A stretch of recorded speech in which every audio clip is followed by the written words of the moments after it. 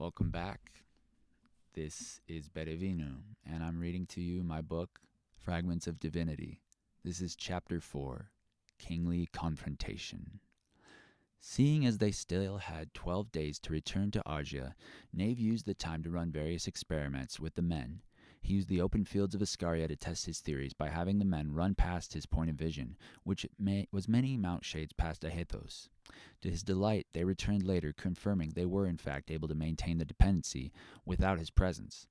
Arshnad may have played dumb when presenting him what he knew of the dependencies, but Nave was positive it was all an act now.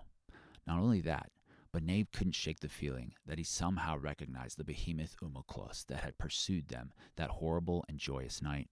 However, Nave kept these suspicions to himself as he continued to drill the men. He had them see how far apart they could be from one another before the dependency diminished.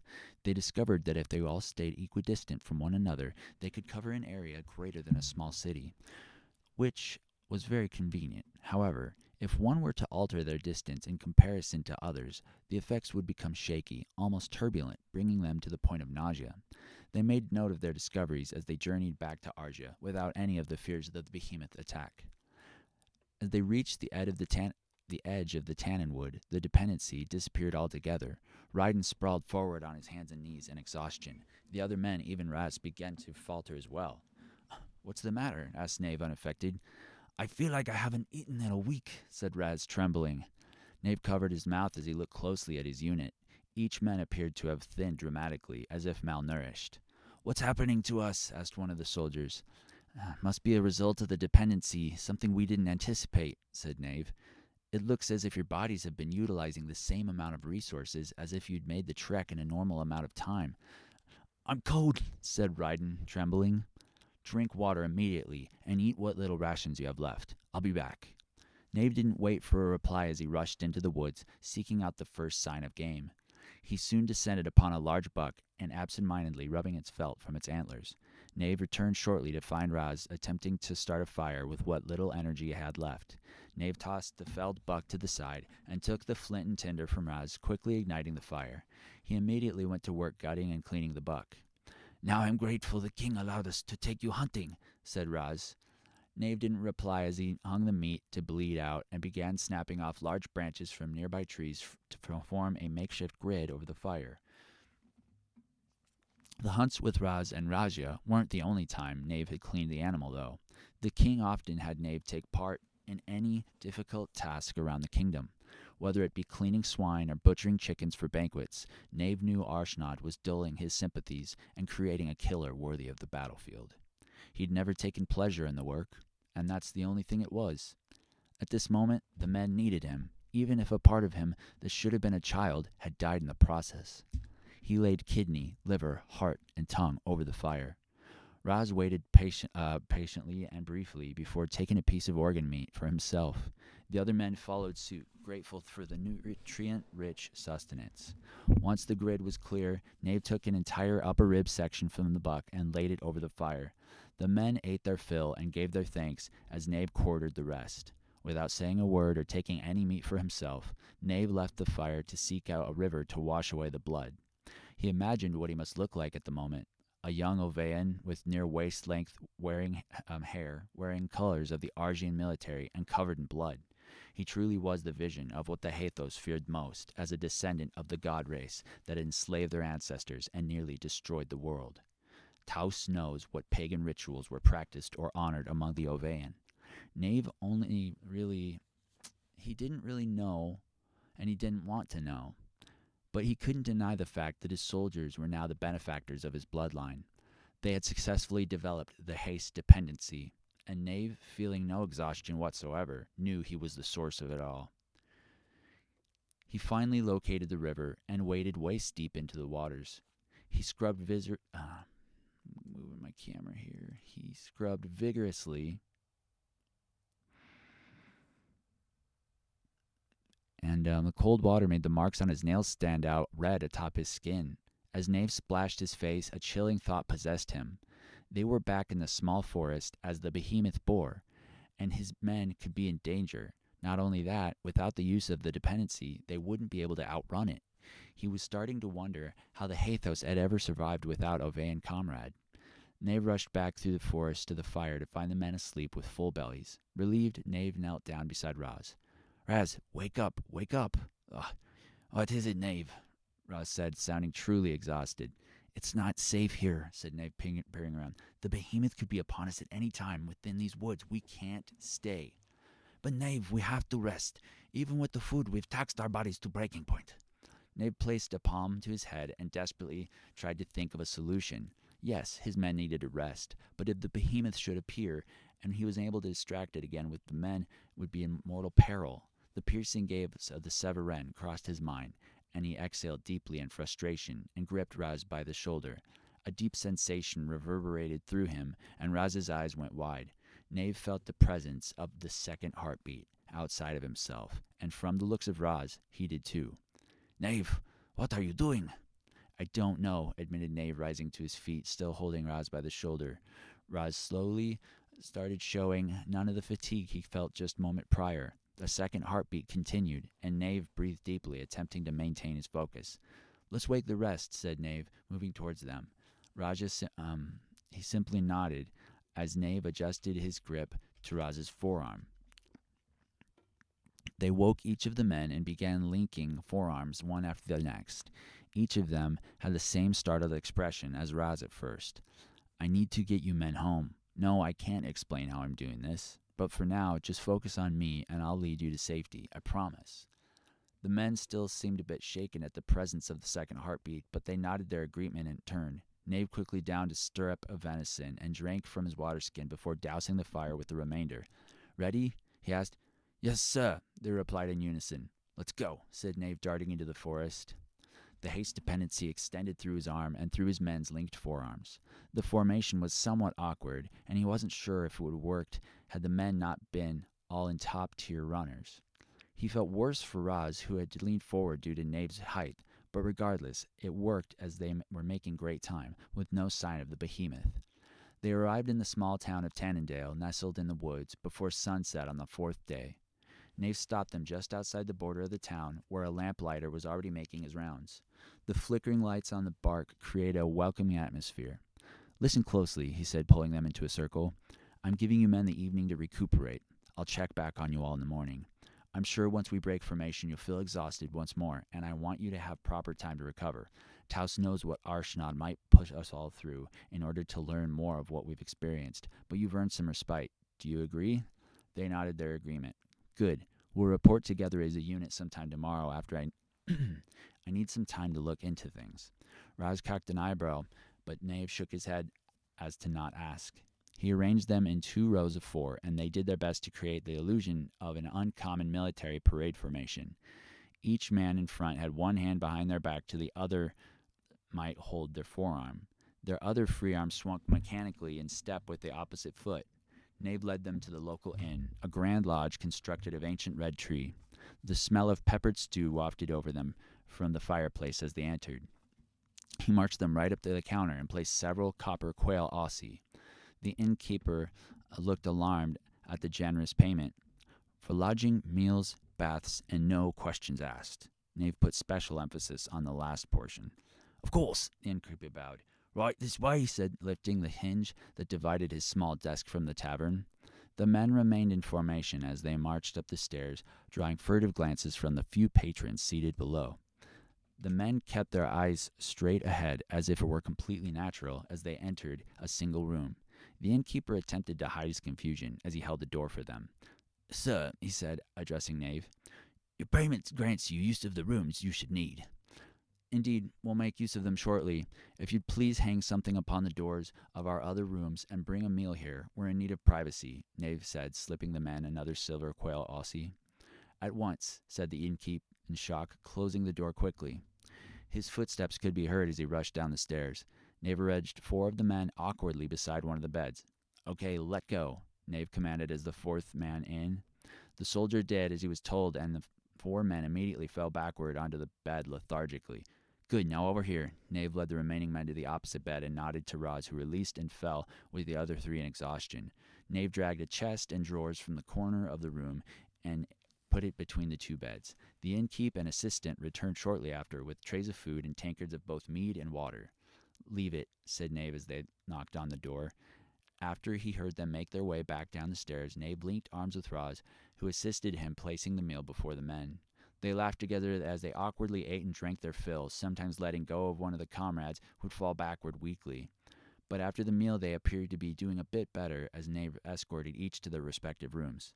But as Knave made to close Raz's door, Raz forced himself upright. "Where are you going?" he asked. "Don't you worry about that. Just get some rest and I'll see you first thing in the morning." "But Knave," started Raz. But Knave quickly shut the door and made his way down the stairs. Once Knave was clear of the lanterns of the village, he burst into full speed and quickly made his way back to the edge of the capital. He easily avoided the gaze of any returning back to their farms, as the torches and lanterns clearly marked them. He stayed within the confines of the woods as he rounded behind the castle. He waited there for a few hours in silence until the changing of the guards at the rise of the second moon, Dia. Once he saw new guards arrive, he made use of the change and quickly bound up and over the castle walls, his nimble Ovean grip easily granting him purchase where others would have fallen. He landed gently in the grass and rolled forward into a run, maintaining his momentum. The grounds were always well lit, and Knave did his best to race between the shadows so as not to be noticed. He was perfectly within his rights to be there, but he didn't want to alert Arshnod of his return. He quickly darted into the stable and made his way over to the Umaclos. To Knave's horror, his hunch had been right. Of course, the 4 Umaclos that led King Arshnod's carriage, only 3 were present. "Welcome back, Knave. So, it would appear the mission was a success?" came the voice of Arshnod from directly behind him. Knave turned slowly to face him. "Yes, well, it turns out you almost need to be trampled to death to trigger a synthetic dependency." "If those are the requirements, then I'd say we've well all done our parts perfectly." "So it was you who was atop the behemoth Imaclos." "Knave, I told you the difficulties that the Band of 7 faced when they developed their dependency.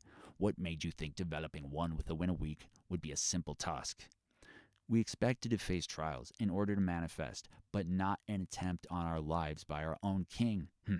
"Pish posh. I knew those men were never in any danger as long as you were there. You could have easily swept them all out of danger if you were only fully aware of your own power." "That was just as much a possibility I was looking forward to." "Why didn't you tell me?" asked Knave. "Because there's no way your latent powers would spring forth if you were aware of the tragedy. Knave, these things require spontaneity and innate instinctual response. The Ovean possess blood memory." "Meaning what?" demanded Knave. "Meaning all the abilities of your forefathers are already inscribed within you." "Is that so?" asked Knave. "Then why not enlist the service of an Ovean tutor to help me figure this out? Or was that why I was led to—" Knave stopped himself short before revealing the discovery of the forest shrine, remembering what the men had said would happen to it. "Lead to what?" asked Arshnod. "Almost led to my death," lied Knave. "How is that better than the other alternative?" "Knave, you have to understand.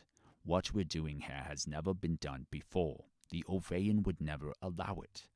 "But you said there were Ovean at my parents' trial. They have to know about this."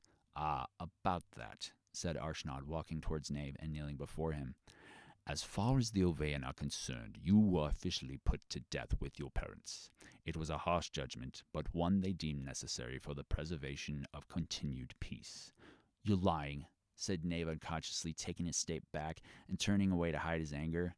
"I wish I was," said Arshnod. "But you have to understand, the near breaking of the world and the sealing of the 9 cannot happen again for any reason whatsoever. All precaution had to be taken. I'm risking the fate of the world with my trust in you, son." Knave felt a prick on the back of his neck, rendering him comatose. He awoke the next morning, back in the lodge in Tannendale, when there was a sudden knock at the door. "We've brought you breakfast, sir," came the voice of an innkeep. "Yes, of course. 1 minute," said Knave, rubbing at his neck. When he opened the door, he was greeted by the aroma of bacon and eggs. Jars of apple juice and water sat along the platters. The innkeep was nowhere in sight, so Knave knocked on Raz's door. As the door swung open, he was glad to find Raz standing on his own. "Good morning, Knave," said Raz. "Morning," replied Knave. "So, what did you discover last night?" asked Raz before Knave could walk away. What are you talking about?" Raz gave him a stern look. Look, Knave, I know I'm technically lower in chain of command, but I'm also your friend. If you ever need to talk to me, don't hesitate, all right? I know that, Raz, said Knave gratefully, smiling at his friend and patting him on the shoulder. Raz gave him a reluctant grin and helped him wake the other soldiers. Knave racked his brain for what Raz could possibly be talking about, but he couldn't remember anything from the night prior. He'd gotten the men to the inn, and then nothing. They all joined together in the first room for prior evening and ate as a unit. The men were obviously feeling better, as they were making the kind of inappropriate jests he thought only King Arshnod would find funny. Knave had actually come to appreciate this as the men's recognition of him as an equal, even though he was a child. He found that no matter the caliber of soldier, if you got enough of them together, they would compare and compete to find who was the best study of colloquialisms of the pirate. After a particularly elaborate description of the use of a maiden's blouse, Knave downed his apple juice to hide his blush. You men finish up here and meet me downstairs, said Knave, rising to his feet. Raz, come with me. Raz put his plate forward and quickly followed after. Knave took a seat downstairs by a window, and Raz sat in front of him. What's on your mind, Knave? Knave studied a pair of birds merrily hopping atop a branch before replying. It's about what you asked earlier. Yeah? Replied Raz, shifting forward in his seat. What exactly do you mean by what did I discover last night? What, you don't remember? No, said Knave suddenly, slamming his fist on a small table before drowning and drawing concerned looks from the early morning patrons and the innkeep. Knave quickly apologized and stared at his trembling fist on the table. Raz stood up and spoke with the innkeep and motioned Knave to follow him outside. I told the innkeep to notify the men to stay put until we return, said Raz. Let's go for a walk. As they made their way around the corner into the tannin wood, Knave began to relax a little. So what exactly do you recall from last night? Asked Raz. All I recover and recall is arriving here, eating meal, then nothing. Well, after the meal you told us you were going to look for something, but you wouldn't tell me what it was when I asked. Are you serious? I have no reason to lie. Should we ask the man if they want us and if they saw anything? Asked Knave. I think it's wise we keep this between us for the time being, but I do think we should consult my father, said Raz. And what about the king? Perhaps he'll know of this and some side effect of the dependency. That I leave entirely up to you, said Raz grimly. As far as I can tell, the rest of our memories from that night remain intact. Knave stopped and looked at the ground in frustration. Don't fret, Knave, said Raz, clasping his shoulder. You're not alone in this. You can always come to me. You know that, right? I know, he replied with a forced grin. There's just so much of this world I don't understand. That makes you and the rest of us, said Knave, shaking his head. Raz? Except maybe what? Asked Knave. I was going to say King Arshnod. Oh, replied Knave glumly. Knave, I meant no offense. It's just the nature of my duty as Raja is to be on guard around all ruling parties. It's the purpose of our role throughout the world. No, it's not that, said Knave. It's just that more often than not I find myself agreeing with the suspicion. Well then, it really is best we keep this to ourselves, said Raz, patting him on the shoulder and leading the back. They found the men waiting for them on the porch of the lodge and waved for them to follow. We'll walk around for a while until you become fatigued, said Knave. I'm in no rush to return if it's all the same to you. The men nodded, replying, Yes, sir, as they did. On the second night, said Knave, you may as well form a chain like we did yesterday, so you won't tire at all. Single file or double up, whatever you prefer. The men looked to one another and then doubled up. Knave assumed this was the last awkward position, and they proceeded onward towards the capital. When they finally reached the edge of the forest, the men asked if they could run the rest of the way, to which Knave agreed. They had returned the evening before, and even before midday, and Knave felt a strong foreboding they passed under the portcullis. Knights were stationed throughout the city, and they saluted them as they passed. Townspeople avoided them for the most part. Before long, they were standing before King Arshnod, reporting the events of the past few days. Astounding, exclaimed Arshnod. So you believe being nearly trampled to death is what triggered the dependency? We've come to that conclusion, yes, replied Knave. Well, this is quite the discovery indeed. I'm just sorry you were put in such peril for it. Us as well, I assure you. The king laughed heartily at this and stood on ceremony. Well, you men have earned your rest. You'll have the remainder of the assigned days off as a reward. Hail King Arsnod, the men replied, crossing their arms over their chest and bowing. The king dismissed them and waved for Knave to approach. You look troubled, my boy, said Arsnod. Is everything all right? Oh, yes, replied Knave. I think I'm still a bit shaken up from the whole thing. I guess I underestimated how big a behemoth could really be. Indeed, said Arsnod. They're truly a fright to behold for any, but I must say, it sounds like you handled yourself admirably and prioritized the safety of your team. All marks of a natural-born leader. Thank you, sir, said Knave, suddenly feeling exhausted. I think I need to retire to my room for the time being, if that's all right with you. Of course, replied Arsnod, but I must apologize. I'll need you ready for your next mission in the morning. There's a new thoroughfare project I would like you to oversee with Captain Horace. As you wish, said Knave, crossing his arms and bowing before he left the room. That will end my read of Chapter 4. And as a way to support a dear friend of mine, my martial arts instructor and, I don't know, just longtime buddy, Ichiban Jobs, the #1 job site in Japan. It's bilingual. It's got English and Japanese. If you're in need of employment, if you're an employer in Japan or you know of one in need of employees, check it out. Ichiban Jobs. This is Bere Vinu. I appreciate you.